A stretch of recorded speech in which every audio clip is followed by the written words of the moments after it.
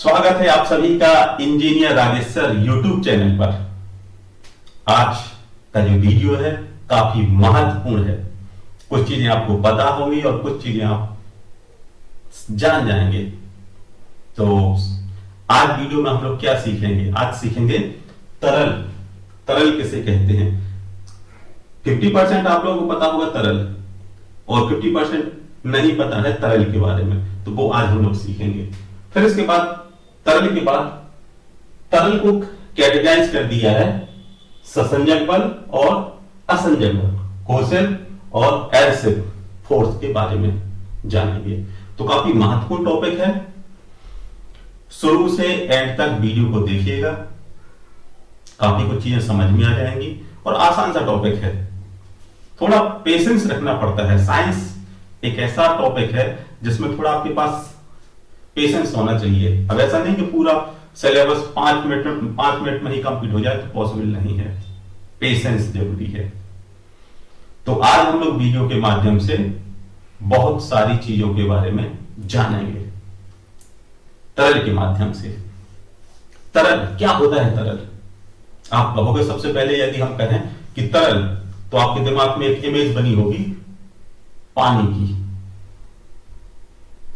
परंतु उस चीज की इमेज नहीं बनी होगी जो हमने चाहते थे।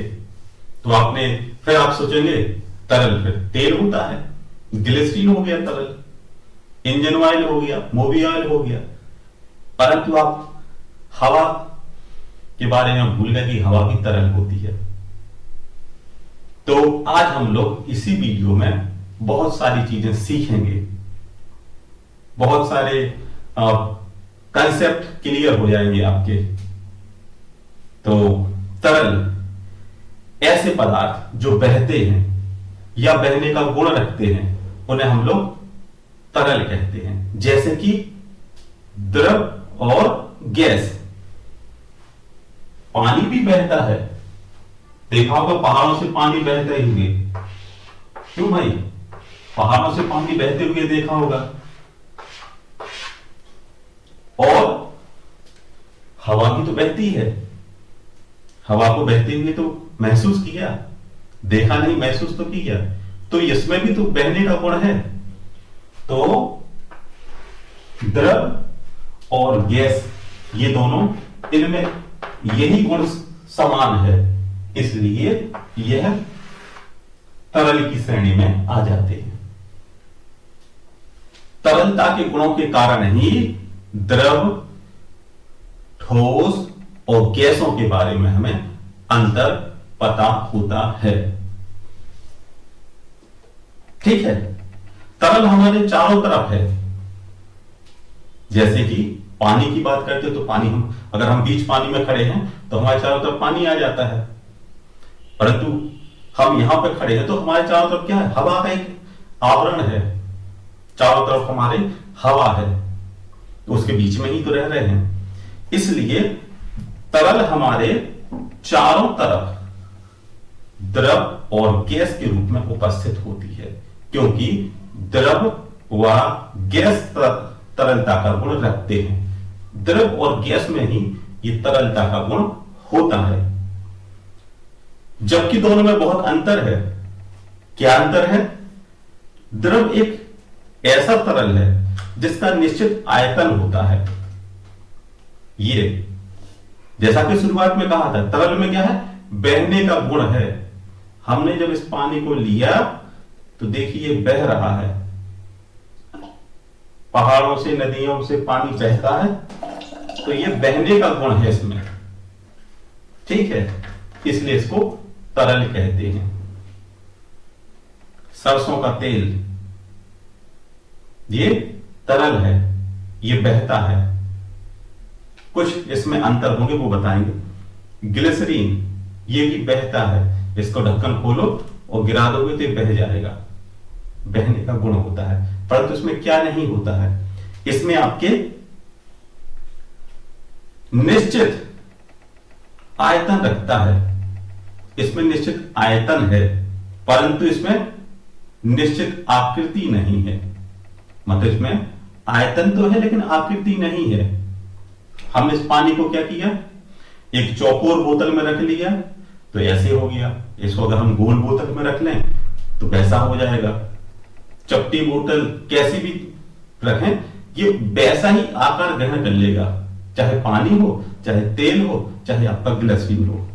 इसमें क्या है, इसका एक खुद इसका आकार नहीं है, आप जैसे बर्तन में रखेंगे वैसा आकार ये ग्रहण कर लेगा, परंतु इसमें क्या है, निश्चित आयतन है, आयतन है परंतु आकार या आकृति नहीं है। जबकि गैस एक ऐसा तरल है जिसमें निश्चित ना तो निश्चित आकृति है और ना ही निश्चित आयतन है। तो हवा में क्या है, ना तो निश्चित आयतन है ना निश्चित आकृति है, परंतु पानी में क्या है, निश्चित आयतन है परंतु आकृति नहीं है।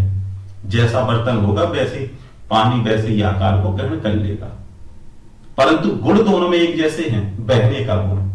इसलिए तो पानी, तेल, ग्लिसरीन, मूवी ऑयल, इंजन ऑयल, इन सभी को हम लोग तरल कहते हैं और साथ में हवा को भी तरल कहते हैं। द्रव और गैस के केवल इन गुणों का प्रयोग करते हैं जो बहने से जुड़ संबंधित हैं। तो इसमें हम लोग तरल के गुणों के बारे में जानेंगे, जैसे कि तरल में गुण होते हैं ना, कौन कौन से गुण होते हैं तरल के, जैसे कि श्यानता, श्यानता का गुण होता है तरल में। पृष्ठ तनाव, सरफेस टेंशन, इसका भी गुण होता है। तो घर्षण एक ऐसा बल जो दो तलों के बीच लगता है, वो घर्षण है। घर्षण इसलिए भी बहुत महत्वपूर्ण है क्योंकि इस बल के कारण ही बहुत सारे कार्य हम लोग कर सकते हैं। तो आप समझ गए होंगे, थोड़ा सा इंट्रोडक्शन हो गया। तरल एक ऐसा पदार्थ जो बाह्य बल लगाने पर बहता है। तरल क्या है, बाह्य बल लगाने पर बहेगा। ये कुछ ऐसे है और जब हम इसको क्या करेंगे, दबाएंगे तो क्या होगा, यहां से तेल निकलना प्रारंभ हो जाएगा। मतलब क्या है, प्रेशर का इस पे इफेक्ट पड़ेगा। देखा ना आप कभी बार जब तेल किसी से तेल निकाल तो दबाना पड़ता है आपको, धीमे धीमे निकल रहा था, आपने जैसे दबाया तो तेजी से निकलने लगा। तो इसका मतलब क्या है, इस पर आपको बाह्य बल लगाना पड़ेगा। तो ये इसमें गुण हो गया तरलता। तो तरल एक ऐसे पदार्थ हैं जो बाह्य बल लगाने पर बहते हैं, हमेशा हाई प्रेशर से लो प्रेशर की तरफ भागते हैं। देखा ना, जैसे अब बांध में पानी भरा है तो उसमें प्रेशर ज्यादा हो गया, छोटा सा आपने छेद कर दिया तो पानी बह जाता है। तो क्यों बहता है, क्योंकि तरल में गुण है कि हमेशा तरल क्या करता है, जहां पर ज्यादा प्रेशर होगा तो वहां से वो कम प्रेशर की तरफ भागेगा। ऐसे ही हवा में भी है। गुब्बारे में आपने हवा भर दी, अब जैसे आपने गुब्बारे को खोला तो हवा बाहर से निकल गई। क्या है कि गुब्बारे में प्रेशर ज्यादा है और बाहर प्रेशर कम है, तो हवा निकल गई। तो दोनों में एक जैसे गुण है, प्रेशर लगाइए और वो बहेगी। कभी देखा वो ट्रेन के पीछे हवा बहने लगती है, प्रेशर के कारण ही तो बहती है। कभी आपने गौर से सोचा हवा क्यों बहती है, प्रेशर के कारण ही तो बहती है। कई बार आपने देखा कहीं दूसरी जगह हवा चल रही है, यहां पे हवा नहीं चल रही है, क्योंकि वहां पर प्रेशर ज्यादा है। तो ज्यादा प्रेशर है तो वो कम की तरफ भाग रही है। तो यही गुण होते हैं। तरलता एक ऐसा गुण है जो द्रव और गैस दोनों में ही शामिल होता है।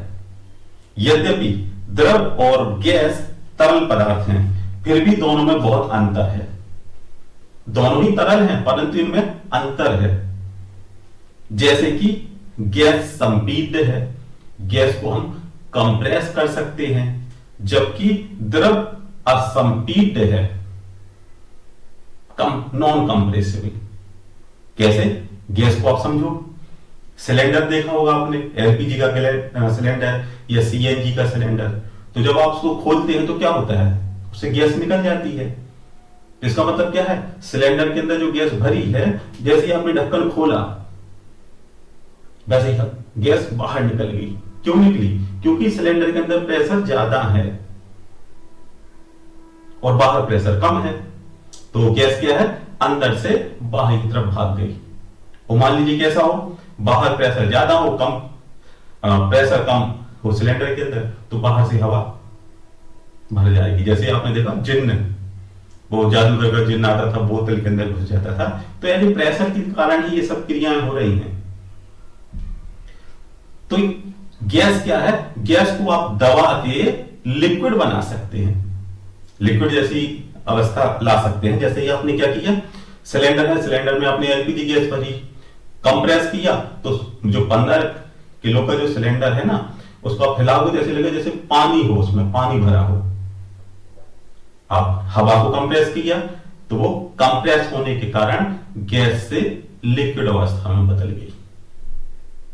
परंतु पानी को कंप्रेस करोगे तो वो हवा थोड़ी बनेगी, इसलिए उसको क्या कह दिया उन्होंने, कह दिया नॉन कंप्रेसिबल। तो अब देखिए इनमें दोनों में गुण, द्रव और गैस, इन दोनों में गुण कौन सा है, फ्लो, बहने का गुण है, ठीक है। परंतु गैस क्या है, ये आपका संपीड्य है, इसको कहते हैं कंप्रेसिबल, ठीक है। और ये आ गया आपका नॉन कंप्रेसिबल, मतलब आप इस द्रव को कंप्रेस नहीं कर सकते, परंतु गैस को आप कंप्रेस कर सकते हैं। तो ये इसमें द्रव और गैस में अंतर हो गया। द्रव क्या है, द्रव एक ऐसा तरल है जो कि निश्चित आयतन रखता है, निश्चित आयतन होता है। तो क्या है द्रव, इसमें क्या है आपका आयतन है, ठीक है। परंतु इसमें गैस में, इसमें आयतन नहीं है, ठीक है। इसमें आकार है, परंतु इसमें आकार या आकृति नहीं है, ठीक है।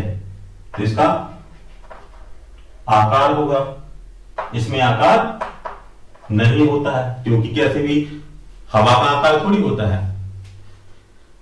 तो यही है, द्रव एक ऐसा पदार्थ जो निश्चित आयतन रखता है, परंतु इसमें निश्चित आकृति नहीं होती है। जब किसी द्रव को किसी बर्तन के अंदर डाला जाता है तो वैसा ही अपना आकार परिवर्तित कर लेता है, परंतु इसकी आकृति बर्तन के रूप की हो जाती है, ठीक है। द्रव की अपनी मुक्त सतह होती है। द्रव क्या है, एक उसकी अपनी एक लेयर है, सतह है, ये इसकी एक लेयर बनी है, ऊपर से आप देखोगे तो एक लाइन जैसी बनी होगी लेयर, या फिर आप पानी को देखोगे इसकी एक लेयर बन के आ गई होगी जो आपको यहां पर दिखाई दे रही होगी। तो द्रव की एक अपनी लेयर होती है, ठीक है। जैसे कि जल, तेल, एल्कोहल, इन सब की क्या लेयर बनी हुई है। लेकिन आप इसमें देख रहे होंगे, इसमें तो ये तो भरी है बोतल, आधी भरी है पानी से और आधी भरी है हवा से, लेकिन हवा की आपको सतह दिखाई नहीं दे रही होगी। गैस एक ऐसा तरल जिसकी ना तो निश्चित आकृति होती है और ना ही मुक्त सतह होती है, मतलब आपको हवा पता नहीं चलेगी कि कहां तक हवा भरी है, वही हवा यहां से भरी हुई ऊपर तक भर गई। परंतु पानी की आपको सतह का पता चल रहा है, पानी का आपको पता चल रहा है कि पानी यहां तक भरा है क्योंकि इसमें सतह है, सरफेस है, परंतु पानी की सरफेस, वो हवा का सरफेस तो है नहीं, इसलिए हवा का आपको कहीं भी एक लेयर नहीं है, ठीक है। इसकी सतह जो है, हवा की सतह फ्री होती है, मुक्त होती है। यदि किसी गैस को बर्तन के अंदर रखा जाता है तो इसकी कोई भी आकृति नहीं दिखाई देती है, ना तो उसकी सतह दिखाई देती है। कौन कौन सी गैस है, जितनी भी हवा में तो आपकी सभी आ जाती हैं, नाइट्रोजन, आर्गन, पोटेशियम, मतलब कुल मिला के आपकी जितनी एलपीजी, सीएनजी, हाइड्रोजन, ये सभी गैसें इसी के अंतर्गत आ जाती हैं।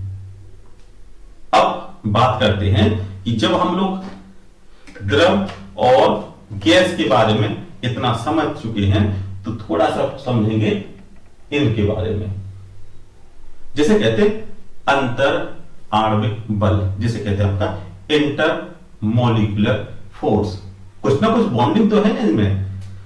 दो अणुओं के बीच लगने वाले बल को इंटरमोलिकुलर फोर्स कहते हैं। साधारणतया इन बलों की प्रकृति विद्युतीय होती है। जब दो अणुओं के बीच की दूरी अधिक होती है तो वे आवेश का वितरण इस प्रकार से करते हैं कि अणुओं में विपरीत प्रकार के आवेश के बीच की दूरी समान प्रकार के आवेश के बीच की दूरी से थोड़ी कम हो, अतः इनके बीच आकर्षण बल उत्पन्न हो जाता है। और जब अणुओं के बीच की दूरी कम होती है तो इलेक्ट्रॉन एक दूसरे को ढक लेते हैं, जिससे क्या होता है, प्रतिबल प्रतिकर्षण बल उत्पन्न हो जाता है। तो इसी के अंतर्गत आ जाता है आपका ससंजक बल और असंजक बल। क्या है ससंजक बल? Cohesive force. ससंजक बल एक ही पदार्थ के अणुओं के बीच लगने वाले आकर्षण बल को ससंजक बल कहते हैं।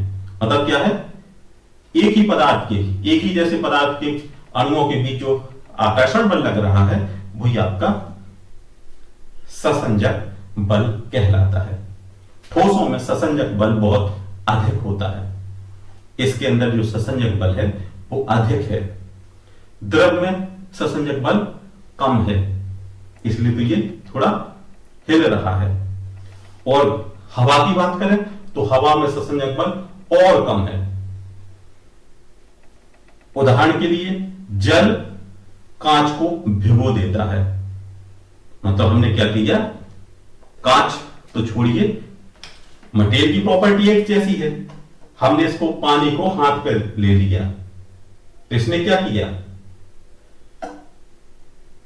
इसके अणुओं ने हमारे हाथ को गीला कर दिया। तो ये किस वजह से? ससंजक बल के कारण।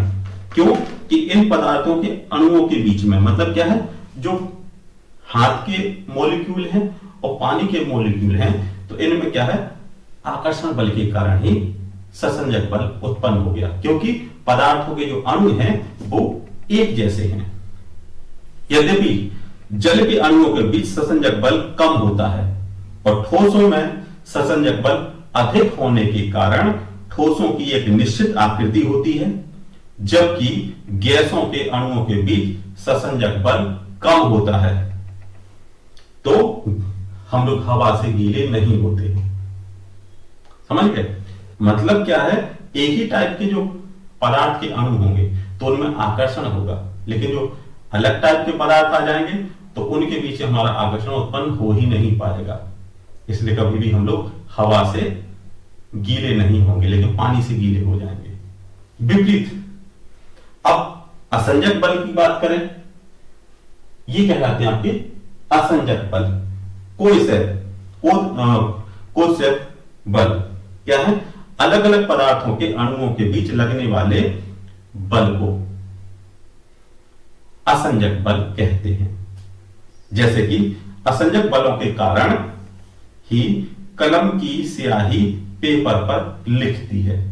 मतलब क्या, इसमें बॉन्डिंग बनती है, एक से मॉलिक्यूल हैं तो इनमें क्या है, बॉन्डिंग बन रही है। जैसे कि फेविकॉल, गोंद आदि सभी असंजक बलों के कारण ही चिपकते हैं। जैसे जल कांच को भिगो देता है।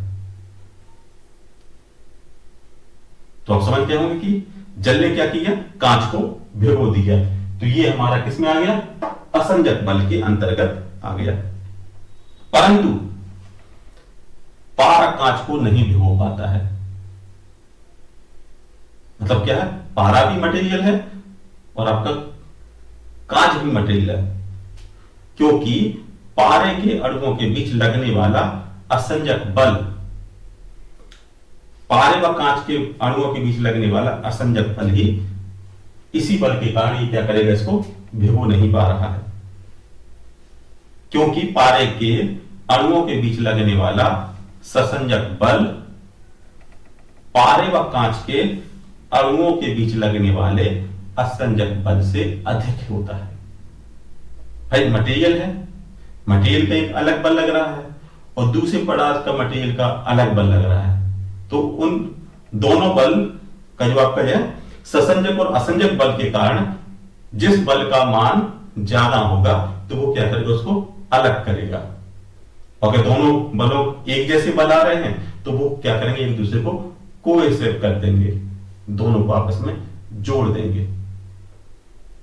तो आप समझ गए, ससंजक का मतलब हो गया आपका एक ही पदार्थ के अणुओं के बीच, एक ही पदार्थ के अणुओं के बीच लगने वाले आकर्षण बल को ससंजक बल कहते हैं।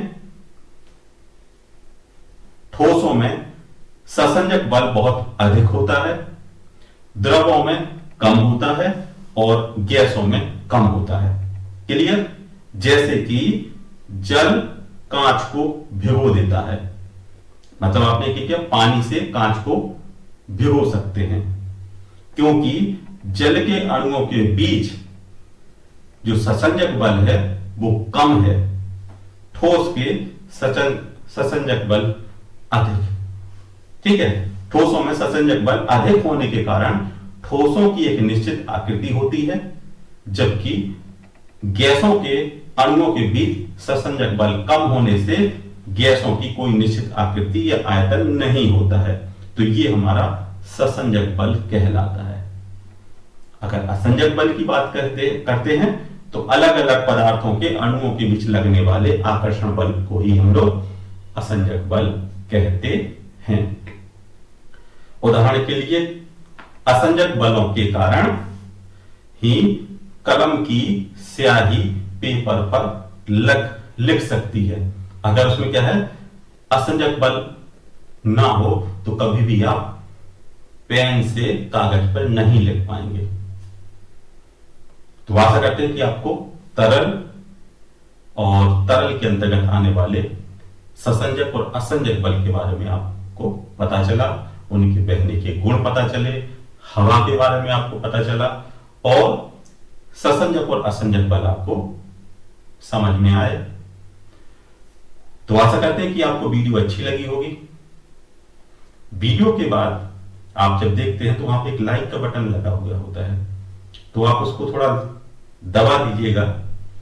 तो उससे क्या होगा, थोड़ा वो देखना उसको दबता है कि नहीं, क्योंकि कई बार ऐसा होता है वीडियो पूरी देख ली परंतु आप लाइक नहीं करते हैं, या तो लाइक करना भूल जाते हैं या फिर आप जानबूझ के लाइक नहीं करते हैं। तो प्लीज लाइक का बटन जरूर दबाइएगा और यदि आप पहली बार वीडियो को देख रहे हैं तो सब्सक्राइब कीजिएगा।